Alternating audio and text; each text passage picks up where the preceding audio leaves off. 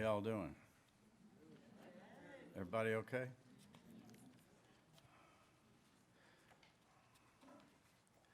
These two fellows are playing golf, and the guy hit it into the woods. And a friend turns and says, "Boy, you lost that." He says, "No, that's a special ball.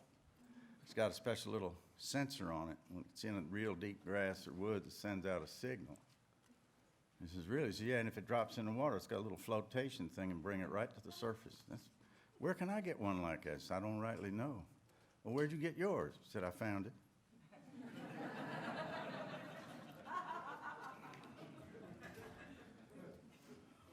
Guy walks into a bar and says, "Understand you have a drink in honor of Donald Trump." Guy says, "Get out of here. We don't want your kind in here." He says, "Yeah, that's it. That's the drink."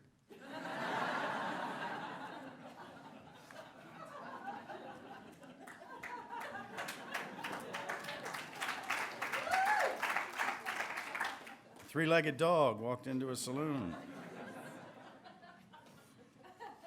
Bartender said, "What can I do for you?" Three-legged dog says, "I'm looking for the man that shot my paw."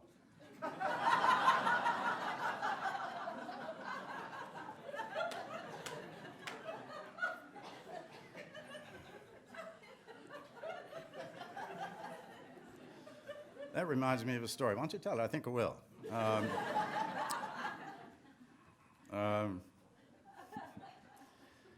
This is, for me, the essential storyteller's joke. A guy's playing golf with his wife. For those of you who've heard it before, I'm not going to apologize because it's a good joke. I always say to my wonderful poets and fiction writer friends, and I'm friends with, there's no better writers in the world than these pals of mine. And I don't want to make you think that that's why they're my friends, but I knew the work for many of them before I met them and found out they were all so great people. But they'll say, in fact, Sydney said it last night at her reading, "I'm sorry if you heard this poem last year." And I always want to go up and say, "I know you all have heard this concerto, but my name is Wolfgang, and I'm going to do it one more time." Because it is music, and we do love it, and so no apologies. This is the storytellers. This is about storytelling. A man's playing golf with his wife. He slices it off into the woods, and he goes, "Oh." And as he goes, the ball has hit a tree, a little bush, and a leprechaun jumps out and says, "You hit the lucky bush." And the guy says, and the leprechaun says, "You get 3 wishes." And he says, I never want to shoot over par again." And he says, "That's done. You're going to shoot a 63 today, set a course record. You'll have an eagle 2 holes from now." And he says, "And I want a new Lamborghini in my garage." "That's done. Check your garage when you get home." And he says, "And $1 million. He says, "Check your bank account on Monday. You got it. But I notice you playing along with your wife here in the cart, and she doesn't look too happy. I wonder, we're kind of mischievous, we leprechauns, if I could take her off in the woods and maybe have some fun with her if she'd like." And he says, "Come on, honey, it's $1 million. She says, "You know, you're such an ass, and he's kind of cute. I'm going to go with him." So she goes off into the woods. And they're coming out of the woods, and the leprechaun says, "How old is your husband?" She says, "He's 41. Leprechaun goes, "He's a little old to be believing in leprechauns, isn't he?"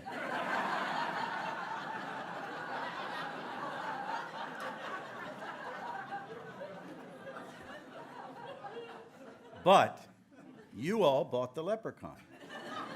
I said a leprechaun jumped out, and every single one of you went, "Oh yeah, leprechaun jumped out, sure." And the reason is, it's a story. And what we're all doing is telling stories. We want them from this tall. We just don't want them from our freaking politicians. We want the truth from them. We tell lies to get at a truth. They tell lies to get power. Excuse me, I don't want to bring politics. It's fucking Trump. Forgive my language, I didn't mean to say Trump. That's the last thing I'm going to say in that vein. I have a story that also has to do with writing before I get to this. True story, I've also told it here, and I do not apologize for it, again, because it's a hell of a good story. A true story, the writer John Hassler was working in a cabin up in the woods in the wilderness in Minnesota, and something very bad went wrong with the sump pump. And he had to call a plumber, and the plumber is up to raw sewage, and is up to his ankles and cleaning it off the wall. There's been kind of an explosion. And he says, "You're that writer guy from Minneapolis, right?" And Hassler said, "Yeah." And the plumber shook his head and said, "I don't know how you can do that kind of work."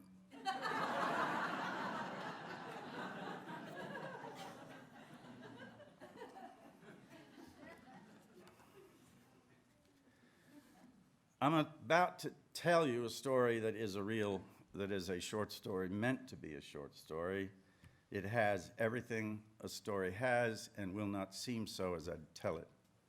It has plot, it has character, it has setting, it has passion, envy, violence, hatred, love, obsession. It's got the implied aftermath of an event, tragedy, and the delivery of a mystery and otherness. And it's a ghost story. And it seems to be entirely told until you realize that it is a dramatic instance. It is actually a first-person story. There was an old man over at Chosto a long time ago. His name was Arthel Warner. And he took it into his head that he wanted to start a grist mill and grist corn for the people over around the head of Wolf Creek. He had some water running through his land off of the Chosto River, and he built him a mill that's still there, or part of it is. It took him a long time to make the wheel, maybe 5 years. It's a wood wheel, a oak wheel, and that lasts a long time. Arthel Warner was a mean old man, mean and groundhoggy, and he didn't study nothing but the mill, and most especially the wheel of it. He hadn't never made one before, but the Lord was with him, and he done balanced it right. There wasn't a mistake about it. It turned on and on. There wasn't nothing to stop it. He had him a young wife who wouldn't do nothing to help him, but she was almighty pretty. She had a gold head, like they say, long gold hair, like the light off high needles, sapling needles. All this was a long time ago, 50 years, maybe more. Well, what happened is that she took up with a young boy who worked in the tannery over at Mineral Bluff. He used to come around and meet up with her in the woods, up behind town or anywhere. I knew an old man who claimed he'd laid eyes on Taz Crowder, was his boy's name. He come back and lived at Chosto, Wouldn't nobody have nothing to do with him. This old man said he seen Taz Crowder back in amongst a bunch of laurel bushes. He said nobody but Taz Crowder could have looked like that with them grieving, wild, red eyes. One day Taz come to the mill. It was one afternoon about this time of the year.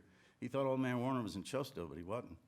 He wasn't in the mill right then, but he wasn't in Chosto neither. I don't know where he was, maybe out hunting. But he come in right sudden, and Taz Crowder was just leaving. Old man Warner fired out through the back window, but he missed, and Taz Crowder went on up over the hill. Then Arthel Warner turned on around, and his wife was down on her knees, hollering and begging. She didn't have no clothes on. Arthel shucked up another shell, and she jumped up and run and took out across the dam. But she slipped on the moss and went into the race, the mill race, going in under the wheel. She got caught up in there. Some say it was by the hair, that needly gold hair, and she was pulled under, screaming to split a solid stump. And the wheel jammed with her in it, and it held her under, and she was drowned. A few years later, Arthel Warner died. Some say he killed himself.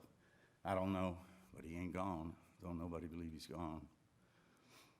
Part of the mill's still there, but the wheel's just about as good as new, they say. It don't turn, at least in the day it don't. Like I say, I don't know. I wouldn't go over there to Chosto Creek for nothing in the world, but there's some's been there. My cousin George Bensley's been over there, and he swears you can hear it just when it gets dark. Just when the wheel starts to turn, you can hear her screaming for just a second. Old man Warner was a mean man. Ain't nobody will ever tell you he was nothing else. That's the way he's done come down from his own time. He would hold a grudge on you. He was somebody that liked revenge better than he liked anything you can think of in this enduring life. There's some people up there that are like that. So I don't go over to Chosto. I don't listen when the moon rises, even from this far away. I don't want to hear it, but I believe it. He comes back every night, or on some nights. You can't tell when, but you can't tell nobody he don't come back. He does. He does do it, just for one more satisfaction. He can't get enough. He wants to hear his wife go under one more time. He can't let that wheel alone. He comes back. He comes back and turns it.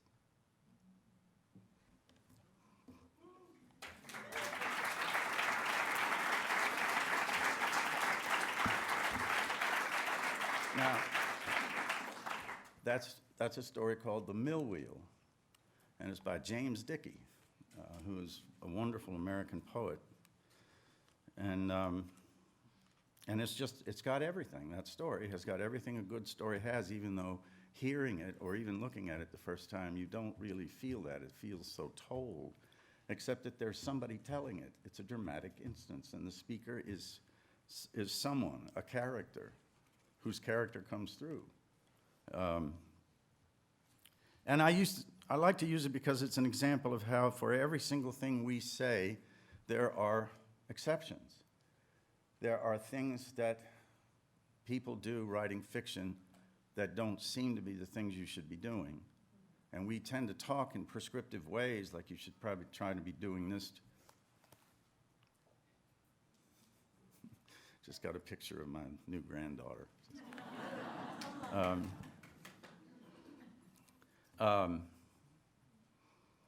That I used to like to imagine a mediocre creative writing teacher with Kafka and reading the line, you know, friends, Gregor Samsa woke one morning from uneasy dreams to find that during the night he'd been transformed into a gigantic insect. I mean, really, friends, where can you go after that? I mean, that's the loudest noise in the story. You got to begin more, you know,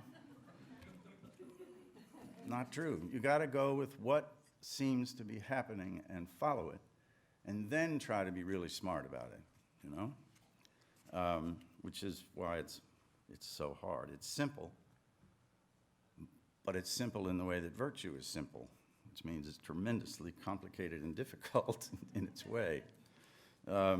So, any questions?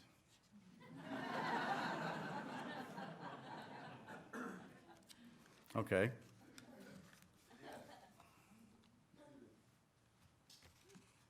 I was curious, the previous story, was it my imagination, or did you just recite that entire story with no teleprompter? Yeah, but remember, that's the province of acting. It has really nothing to do with anything else. I mean, actors, I know the story real well because I've been teaching it for years. It's not really anything to be showy about, because you can ask Lisa. I do a thing around the house. I'll say to Lisa, "There's an old man over at and she'll say, "No."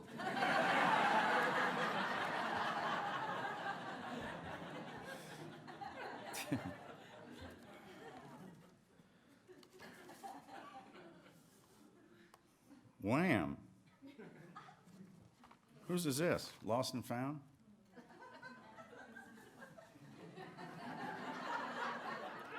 These people are a lot prettier and younger than I am. Why don't I just hold it like this and talk? Oh. I do have a few things to read here, and then we will, for a little while, have some questions if you want. And again, these are things many of you have already seen on Facebook. And my students, by the way, I think I said it in class, but I'll say it now. You're my students, that makes you my friends. So you should friend me on Facebook.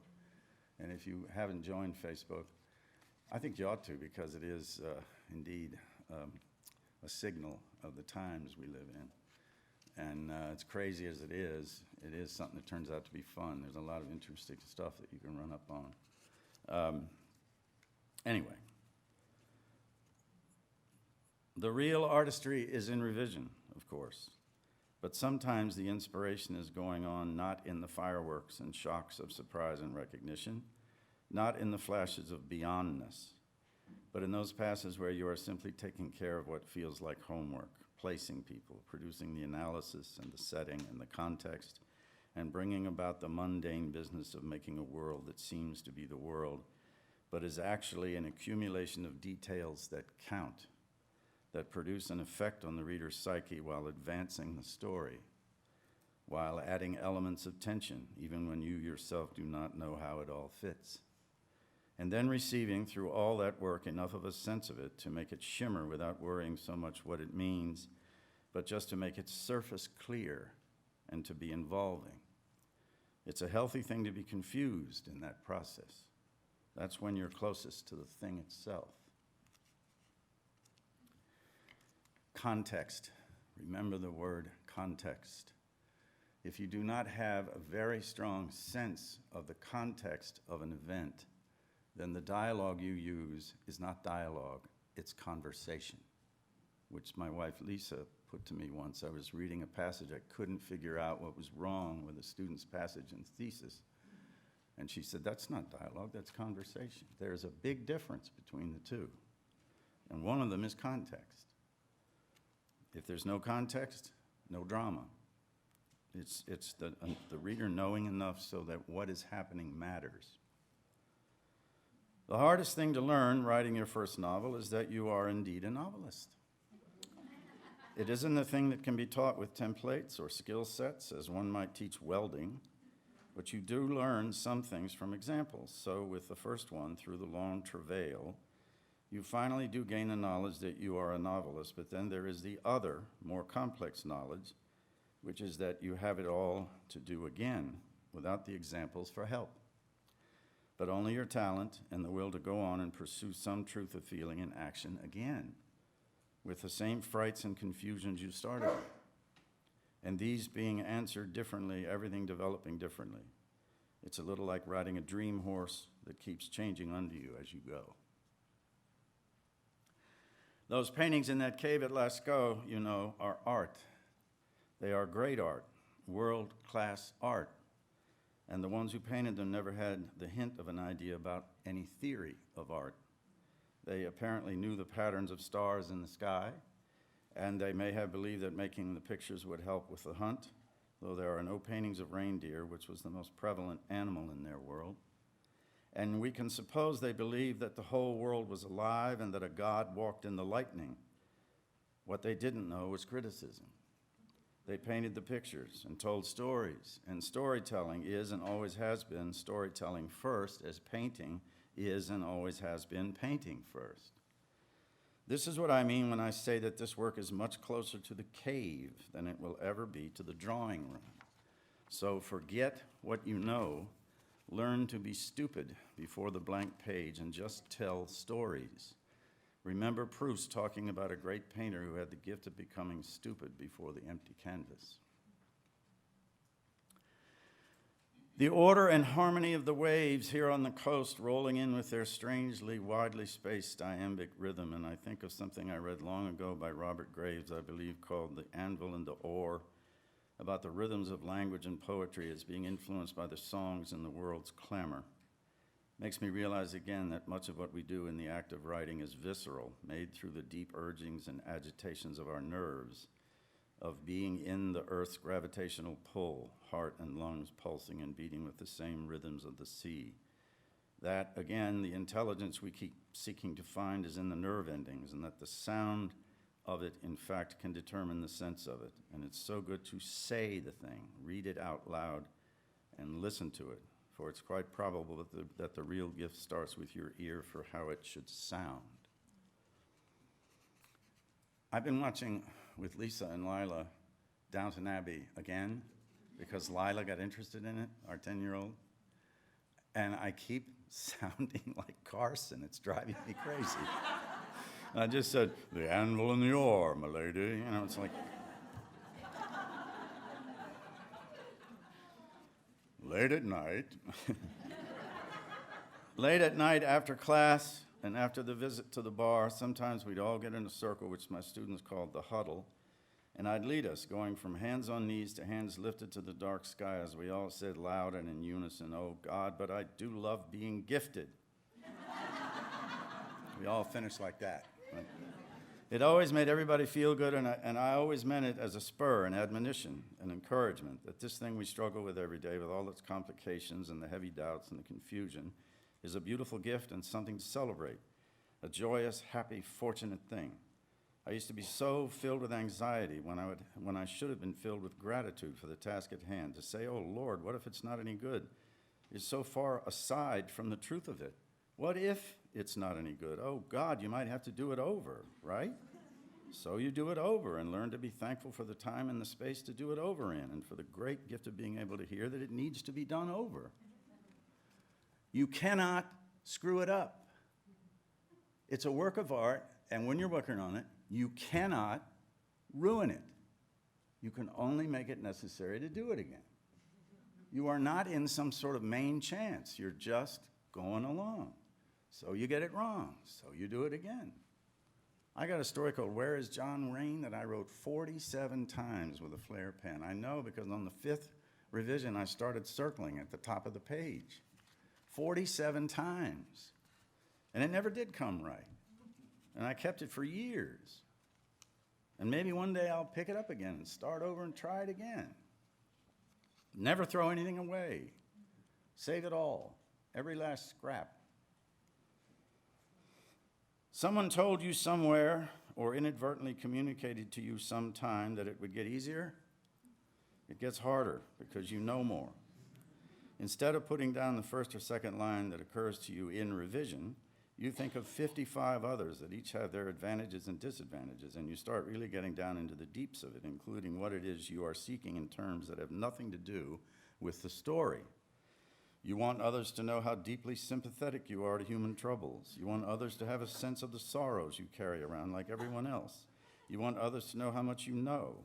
You want others, even this, to see what you can do with a sentence, with your extensive vocabulary and your gift for metaphorical speech. And all of that has to be subordinated to the demands of the story that you are not even quite yet sure of. No, it will not get easier. Its complications will change away from the ones you had when you were new. But these complications multiply and exacerbate themselves as you grow. What you can do simply is accept this and do the work. Even when it seems completely closed to you, accept it as your destiny as an artist and go on with it. You're not experiencing anything that everyone else hasn't also experienced. Remember Joseph Conrad having his wife lock him in a room and then shouting, "Let me out, I'm a fraud, I never could do this." And he was working on his 12th novel. And he was writing in a second language, my God. Right through the discouragements the same way you go through squalls and bad weather, putting one foot in front of the other. It doesn't have to please you every day. It doesn't have to dance for you, and stop expecting it to. And what shows forth in it may not be evident to you in any rational, conscious fashion. You have to stop worrying it and demanding too much of it in the composing stage. When you're ready for it, it will open, and even then it won't necessarily shine for you the way it might shine for others. Your knowledge of it is not rational knowledge. You are, as a smart student put it for me once a long time ago, like an animal smelling blood. It's that kind of knowledge most of the time, and it is knowledge of a very specific kind, in some important ways shrewder about life than all the other forms of knowing. This work is much closer again to the cave than it will ever be to the drawing room. What we are always doing in these struggles that have to do with syntax, with sentences, with getting the sounds right in the voices and the motivations and passions and failures, and the way it all looks and feels, and the plot of it all, the sequence of meaningful events surrounding one kind of trouble or another. What we are inescapably after involves the very mystery of things. And that is exactly the word, isn't it? And therefore we should not find it slightly troubling to be mystified in the pursuit of that kind of truth. The truth that lies at the unfathomable heart of life, the whole, full truth as experience rather than as idea. Give yourself permission to get it wrong and to keep getting it wrong until it surprises you and comes right. You don't even need as much intelligence as you think, or the intelligence you need is different from what you suppose it is. You need the intelligence to be patient and to let it seem to flounder under your hand. You need the intelligence to let go, to quit trying so hard to control it, to give up trying to think it into being. Feel your way day by day without expecting anything of yourself except the time spent with it, letting it be what it is so far, as long as it takes. So steadily, hour by hard hour, you learn to let it take the form it always was going to take. And finally, you can see that only you could have brought it about in just that way, just that stumbling, tentative, unwitting way. One of the errors of inexperience for writers is the mistaken sense, perfectly honorable in its impulse, but mistaken nevertheless, that one is putting life itself on the page. Hence the labor to be realistic. One gives the realistic surface too much importance. The result is mere verisimilitude. the careful rendering of dailiness. When you read a story and you look at it and you're looking at the descriptions of weather and all that stuff, and you think that's a writer being realistic, note that every single line of that description is functioning in some way with the story, giving forth character, carrying forward the trouble, suggesting what is wrong and what might be the solution to what is wrong, even that. In dailiness, objects are portrayed lovingly as they are, and dialogue becomes conversation, as Lisa Kupalo put it to me recently. In such prose, there's always a lot of misplaced concreteness, inert details that are only performing one function, the attempt to render believable reality. In a true work of fictive art, every detail is part of an entire pattern of meaning and expression. Each detail is doing more than merely giving a realistic surface. The realistic surface is a carefully and painstakingly rendered illusion, each detail of it contributing to the whole matter of the story in some way, carrying forward tension or giving character or advancing the procession of events in context while reflecting the emotional ground of it through the things of this world arranged so as to have the singular effect that makes it all work as an expression. Therefore, the real artistry comes in revision, the writer striving to make everything count, working the lines over and over to bring the work into shapeliness while also seeking to make the whole thing effortless. I love to talk about a typescript page of Hemingway's Hills Like White Elephants, and there's a paragraph this long. There was a place where people were what they said that they were, and where when they told you something, you could believe that they meant it, and the trains ran on time. There was a place where the trains ran on time and people were what you thought they were. And getting smaller and smaller until the bottom of the page, the line is typed, they were all waiting reasonably for the train. And next to it in the margin in pencil is written, heh heh.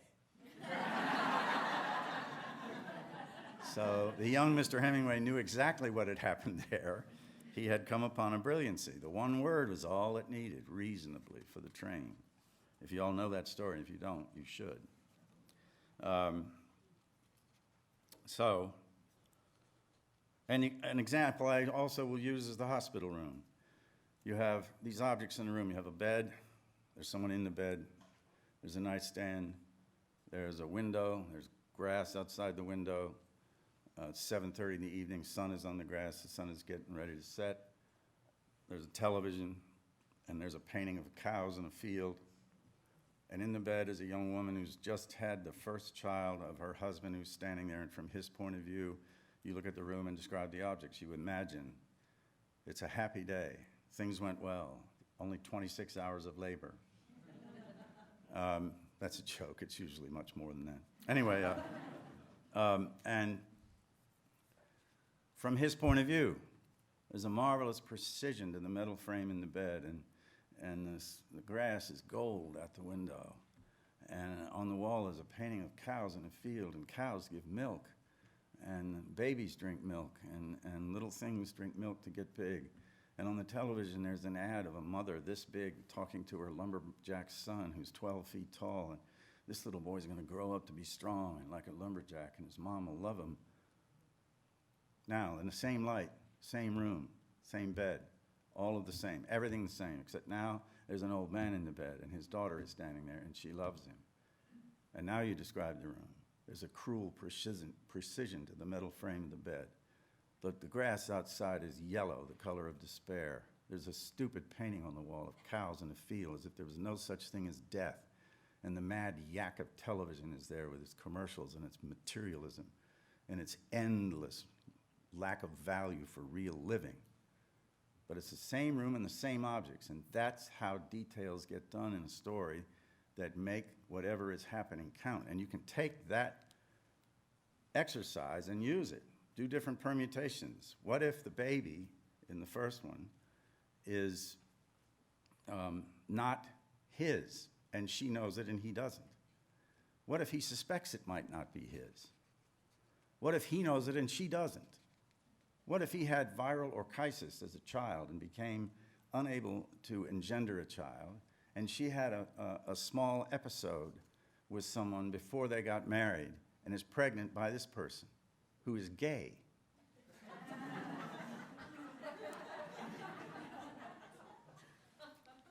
That's actually in my book, Hello to the Cannibals. I'm very proud of it. You have what most everyone else has. Some means, shelter, good food, happy things to do, movies, books, television shows, sports, music, friends, family. You have all that, and this, the writing. This is extra and important and very, very fortunate.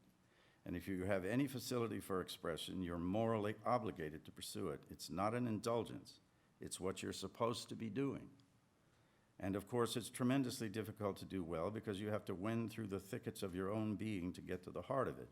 You have to reach that place where you're past your own conscious knowledge. In fact, you have to get to where you surpass yourself in a way, eradicate yourself. Let go of everything you think and everything you think you know, and all your personal baggage and all the matters that show you in the best light. You have to do what Robert Penn Warren said, go naked into the dark, the unfamiliar, even the terrifying. Go in without any attitudes or opinions to shield you, and bring forth the experience itself, the very thing itself, which always feels like a surprise because you have let go all those comfortable assumptions and expectations.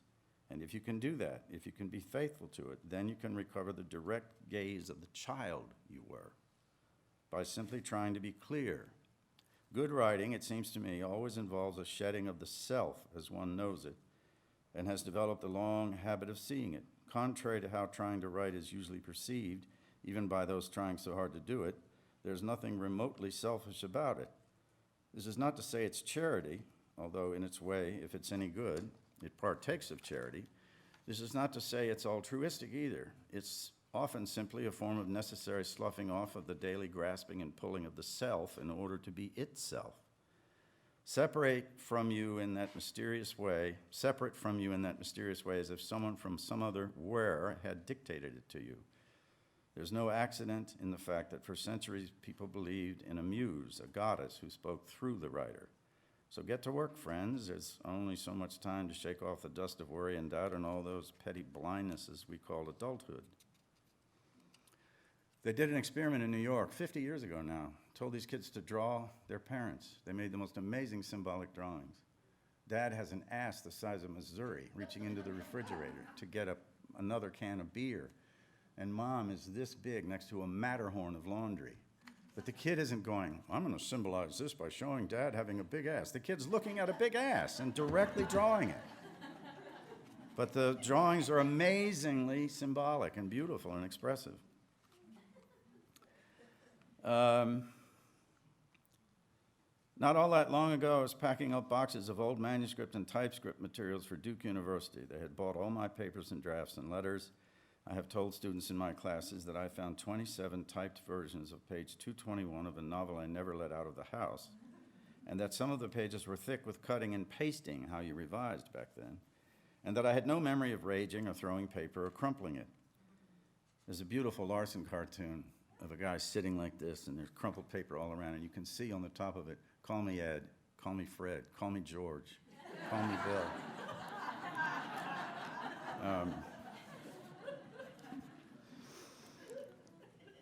I don't remember any of that, raging and throwing paper, crumpling. And finding this, I had the thought, truly, I did have this thought, damn, I've been a hard worker. I'm not lazy just because I like to sleep of a morning and hate emptying garbage.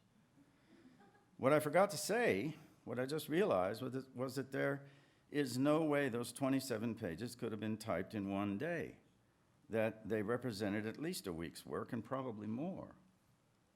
When that fumbling effort was going on, I wasn't thinking abstractly the way I'm expressing it here about putting in the time. I was just putting in the time.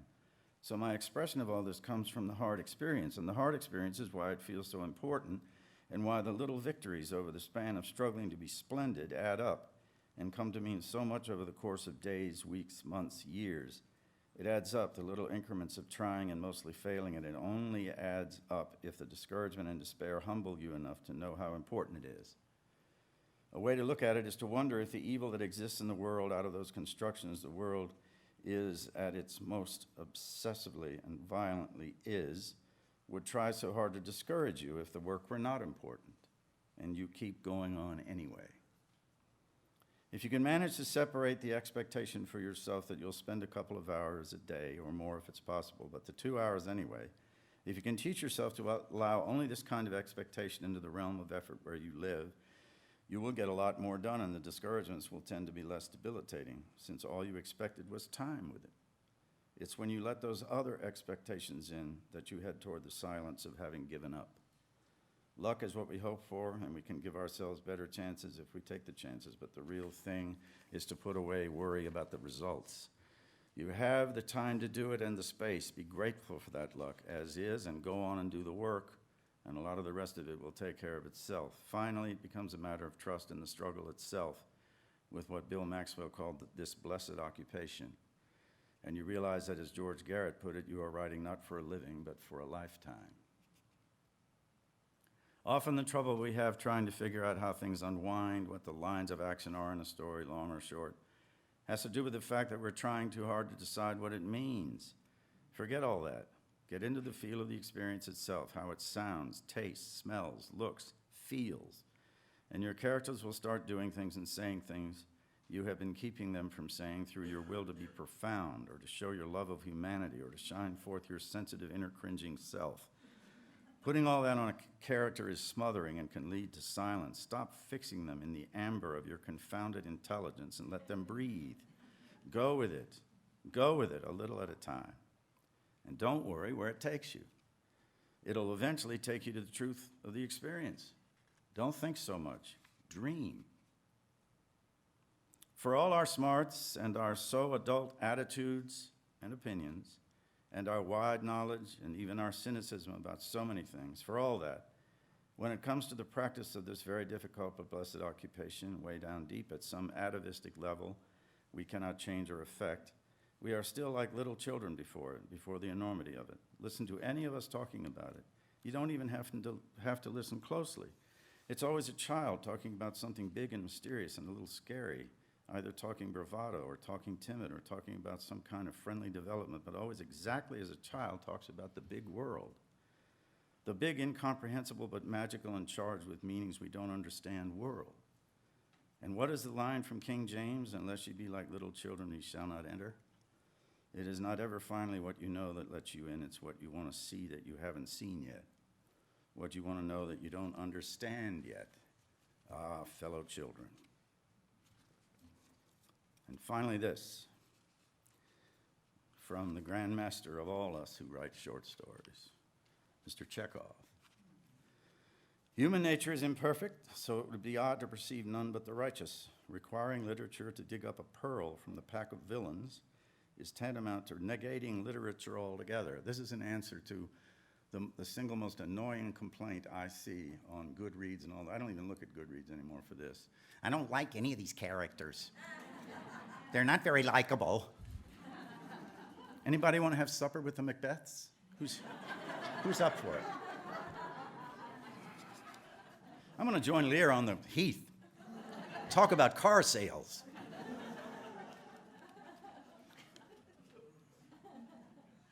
Literature is accepted as an art because it depicts life as it actually is. Its aim is the truth, unconditional and honest. Limiting its functions to as narrow a field as extracting pearls would be as deadly for art as requiring leprechaun to draw a tree without any dirty bark or yellowed leaves.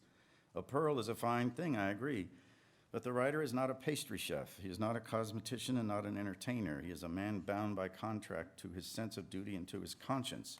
Once he undertakes this task, it is too late for excuses, and no matter how horrified, he must do battle with his squeamishness and sully his imagination with the grime of life.